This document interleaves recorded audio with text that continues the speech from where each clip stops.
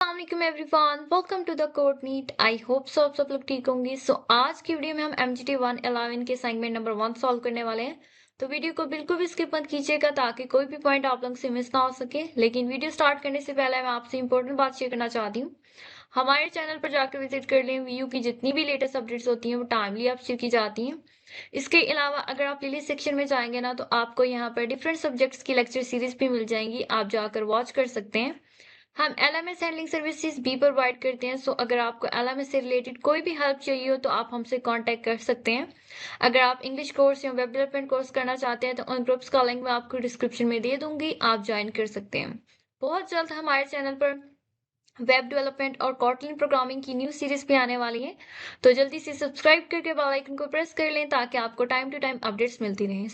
Video start करते हैं अपनी। फर्स्ट ऑफ ऑल हम अपनी introduction to public administration MGT 111 का क्वेश्चन देख लेते हैं। इसके टोटल मार्क्स 10 है असाइनमेंट के, और इसकी लास्ट डेट 14 नवंबर है। आपने लास्ट डेट तक वेट नहीं करना है।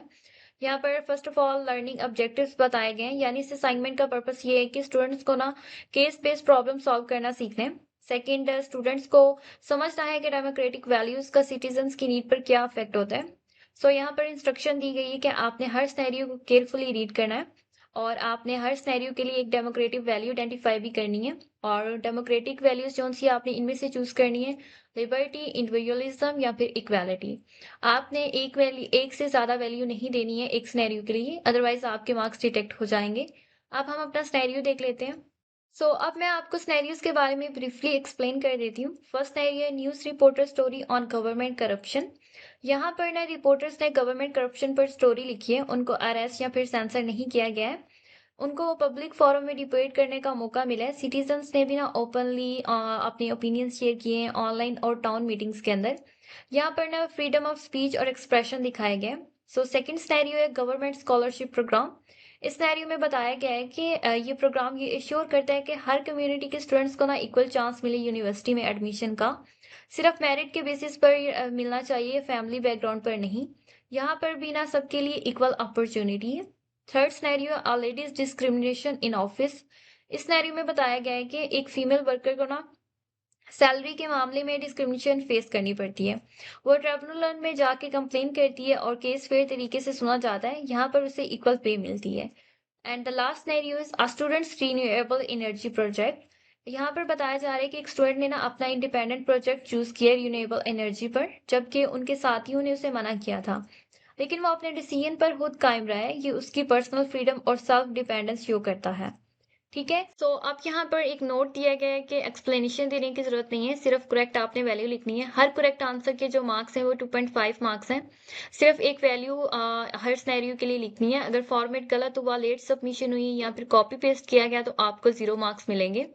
यहाँ पर इंपॉर्टेंट नोट बताया गया है कि अगर जब आप असाइनमेंट की लास्ट डेट के बाद भी ना आपके पास 24 हावर्स होते हैं, आप उसमें भी अपनी असाइनमेंट को सबमिट कर सकते हैं। डेडलाइन बताई गई है कि अगर आप डेडलाइन के बाद ईमेल के थ्रू अपनी असाइनमेंट सबमिट करेंगे ना, तो आपकी एक्सेप्ट नहीं की जाएगी। यहाँ पर फॉर्मेट बताया गया कि आपने font style time new Roman use करना है या फिर एरियल। फॉन्ट साइज आपने 12 यूज करना है, और कलर जो सा वो आप ब्लैक या ब्लू दोनों में से कोई भी यूज कर सकते हैं। यहाँ पर मार्किंग रूल बताया गया कि अगर चीट या फिर कॉपी करेंगे ना तो आपको 0 मार्क्स मिलेंगे। अब हम अपने सोल्यूशन की तरफ चलते हैं। अब हम अपना सोल्यूशन सॉल्व कर लेते हैं। सिनेरियो के अकॉर्डिंग हम अपनी वैल्यू लिख लेते हैं। फर्स्ट सिनेरियो में बात की जा रही थी यहाँ पर कि रिपोर्टर्स ने गवर्नमेंट करप्शन के खिलाफ स्टोरी लिखी और उन्हें सेंसर नहीं किया गया, अरेस्ट नहीं किया गया, बल्कि उनको पब्लिक फोरम में अपना ओपिनियन शेयर करने का मौका मिला था। इसका मतलब है कि यहाँ पर फ्रीडम ऑफ स्पीच और एक्सप्रेशन दिखाई गई है, जिसे लिबर्टी का कॉन्सेप्ट समझा जाता है। यहाँ पर हम लिखेंगे लिबर्टी। ठीक है। सेकंड सिनेरियो है। यहाँ पर सेकंड सिनेरियो में ना हमने पढ़ा था कि लाइक गवर्नमेंट ने ना एक स्कॉलरशिप प्रोग्राम स्टार्ट किया है जिसमें हर कम्युनिटी के स्टूडेंट्स को इक्वल अपॉर्चुनिटी दी गई है। एडमिशन सिर्फ मेरिट पर मिलता है, फैमिली बैकग्राउंड पर नहीं। ये क्लियरली इक्वालिटी का एग्जाम्पल है, सबको बराबर मौका मिल रहा है। यहाँ पर हम क्या लिखेंगे, इक्वालिटी। थर्ड सिनेरियो है। यहाँ पर ना एक फीमेल वर्कर के साथ सैलरी का इश्यू पर ना डिस्क्रिमिनेशन हुई थी। उसने एक केस फाइल किया और ट्रिब्यूनल ने फेयर डिसीजन दिया, उनको इक्वल पे का हक मिला। यहाँ भी इक्वालिटी के प्रिंसिपल फॉलो हुए, इक्वल राइट्स और फेयर ट्रीटमेंट का कॉन्सेप्ट दिख रहा है। यहाँ पर भी हम लिखेंगे इक्वालिटी। लास्ट है सो लास्ट में ना यहाँ पर एक स्टूडेंट ने अपना इंडिपेंडेंट प्रोजेक्ट यूज किया रिन्यूएबल एनर्जी पर, जबकि उसके क्लासमेट्स ने उसे मना किया था, लेकिन वो अपने डिसीजन पर खुद कायम रहा। ये उसकी पर्सनल फ्रीडम और सेल्फ डिपेंडेंस शो करता है, ठीक है। सो यहाँ पर हम क्या लिखेंगे, इंडिविजुअलिज्म। सो ये था आपका छोटा सा सोल्यूशन। आई होप सो आपको क्लियर होगा।